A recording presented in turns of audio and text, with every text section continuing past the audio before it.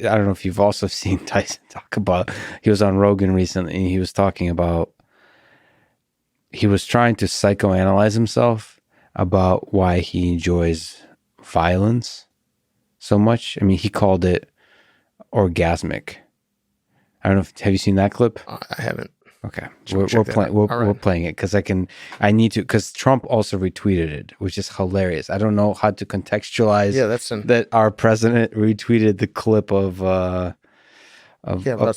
Tyson saying that's just, maybe he's just doing it like they're not gonna, it's like I'm gonna throw him a curveball. No one's gonna have any idea what that is. But yeah, he did no explanation, just here you go. There you go. Well, I think that's kind of like what you're describing. It's like if I give you an answer, it has to be a good one. Better to just let your imagination run. Exactly. Yeah, he's like the Kubrick of our time. Know what's really interesting? That sometimes, periodically, not real, but sometimes I struggle with the fact that, wow, there's a possibility I can really hurt somebody. Like you don't want to hurt them. What do you mean? But you struggle with the possibility that you could hurt them? That is sometimes, it's orgasmic sometimes. Yeah. Like some fights, like particularly like Tyrell Biggs or someone that you had problems with, someone that Joe's not getting it. You had animosity towards. So when you finally get your hands on them. Hey,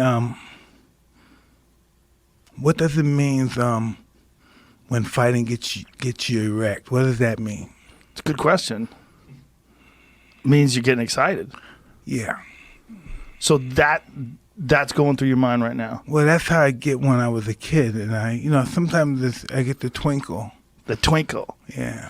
Well, that's what I'm saying. It's like you reached a state as a human being, as a champion, as a ferocious fighter. You reached a state of ability and of accomplishment that very few humans will ever touch and feel.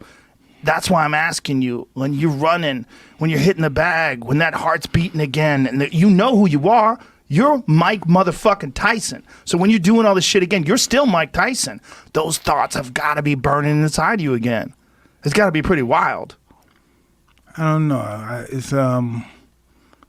It's wild, but I believe it's rightfully so to be that way, and I just know how to. I don't think I mastered, but I just know how to deal with it. I don't let it overwhelm me.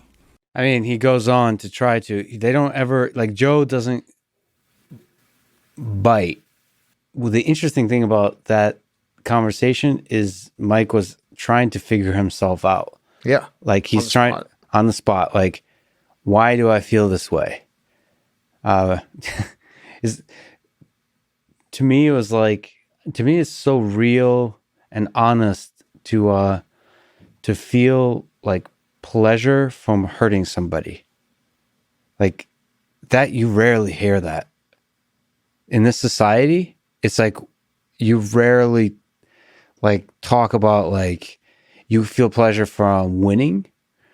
You feel pleasure from like the relief of overcoming like all the stress you have to go through. Pleasure from just like the specifics of the fight, the techniques you use, the maybe overcoming being down a couple of rounds.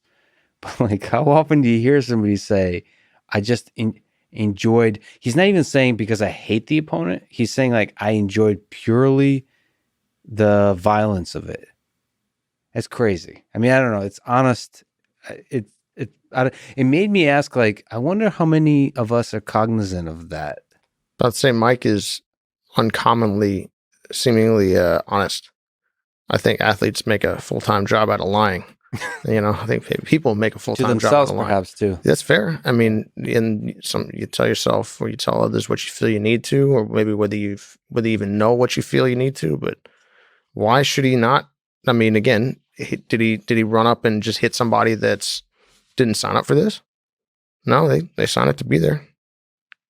Well, that's the interesting thing about Tyson is there's that weird, like non-standard behavior. I mean, like your fighting style is non-standard. He's non-standard to another degree of like, who else has that? In jiu-jitsu, Polaris has this kind of weirdness. Like what's in there? like there's a fear that I think most opponents would have, because it's like it's no longer about like it takes you out of the realm of its game. It takes us back to the thing we were talking about like before, is it strips away that like several layers of Ryan Hall, the podcast guest, Ryan Hall, the jiu-jitsu instructor, Ryan Hall, the jiu-jitsu competitor. It keeps going down to a point where like Ryan Hall, the murderer of all things that get in his way, that lies underneath all of it seemingly. Like if we're like in this society, we put all that aside, but it makes you wonder, like now as society's being tested in many ways, it makes you wonder like what's underneath there. Well, do we want the answer to that? Because I guess it's, what is it?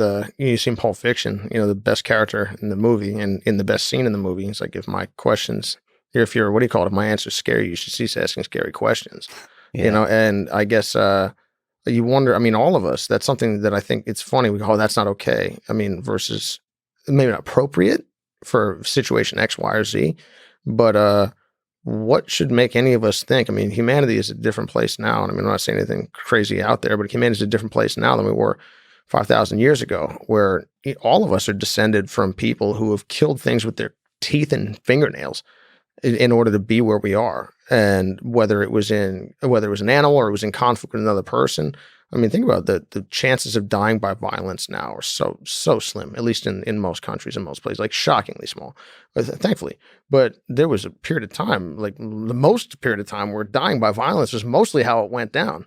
And I guess what would be facilitative, what would allow you to win, back to Ender's Game, you know, what allows you, if you can't do that, you are forever subject to people who can.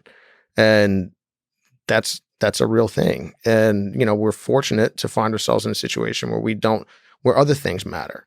But that is a funny thing periodically, where you'll see people like kind of jawing at each other, like in videos or out in the world, that clearly neither of them expect this to get serious. Like, I'm just going to yell at you, you're going to yell at me. And it's like this weird LARPing thing where we're both going to go on our own separate way. Yeah. All it takes is one person to be like, well, I wasn't kidding. Yeah. And it's like, oh, you'll go to jail. I'm like, oh, I know. You're going to go to the morgue. And but that can happen like that, like society. I mean, obviously, anyway, you could jump across the table and stab me in the eye. I mean, I'd hope if you don't, and there will be consequences if you do, but not from me, from the rest of society will potentially get you at a certain point.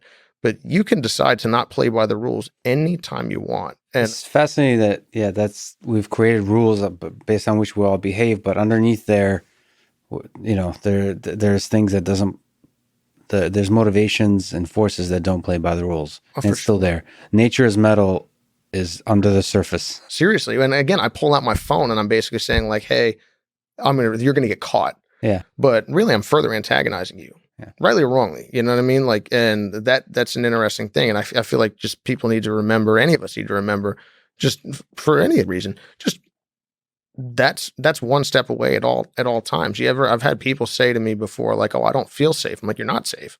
I'd kill you before you get out of this room. Nothing you can do to stop that. Nothing. I mean, but don't worry, you can do the same to me, which means I'm like, oh, thank goodness. Can you imagine like how many guns there are in this country? Like, I mean, everywhere. I mean, seriously, everywhere. Yeah. But that's a heartening thought, not the other way, because people usually freak out and go, oh my God, gun violence. Gun violence is like really not a serious issue in the United States compared to what it could be, because it means that, I mean, with the amount of guns and the amount of bullets that are out there that are in circulation, can you imagine if like 1 in every 1,000 was used in anger each day? I mean, this would be a terrifying place to live. You couldn't go anywhere. So, I mean, although you could say, hey, this is more than we'd like, or X, Y, or Z, it actually means that people are much more reasonable and sane than we're saying.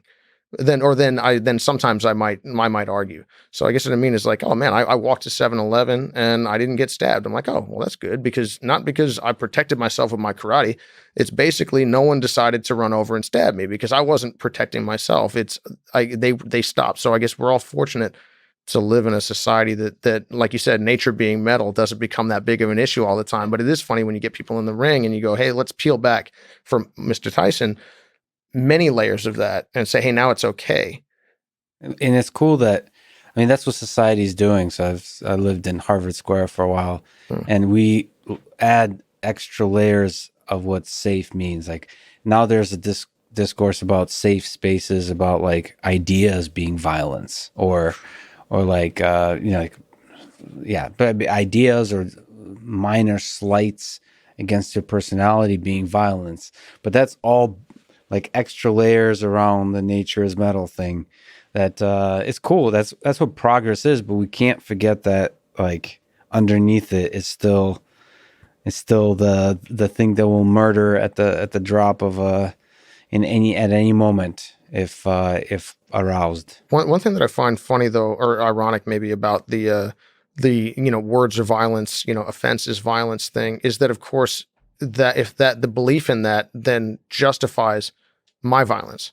Yeah. Like and whether maybe not physical violence, but my response to my aggressive response to things.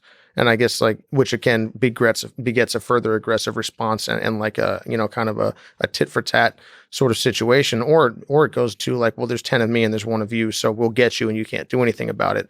But that's not morality. That's just saying that's might makes right.